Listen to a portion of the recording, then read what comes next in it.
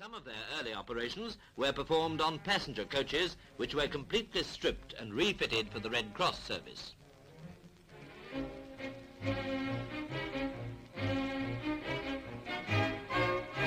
Other companies' coaches, as well as our own, were converted in the Eastleigh shops for hospital work.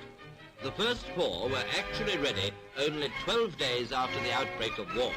A few months later, they were in constant use. The undertones of war in Europe were soon amplified to full blast for the whole world to hear. During those desperate days, with the threat of invasion so imminent, any weapon which could be used effectively was brought out from its own particular limbo and pressed into service. Although the work was utterly strange to them, the men on the benches in the Southern Railway shops took the switch over from the maintenance of locos to the reconditioning of old howitzers in their stride. Later, the highly skilled business of making barrels for a famous anti-tank gun, the 2-pounder, was effected in our shops to government specification.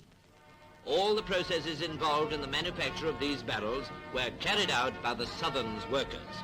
The forgings were bored and cut and drilled and planed and milled and finally finished with all that expert craftsmanship which is still the joy of those who believe that to buy British is to buy the best.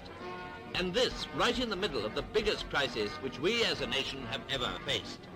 The men and women of the Southern really were delivering the goods. Goods needed urgently for the war fronts as well as for the home front. Nuisance raids seemed to affect production hardly at all. Work went on energetically as the Southern Railway helped Britain to build up that striking force so necessary for her salvation.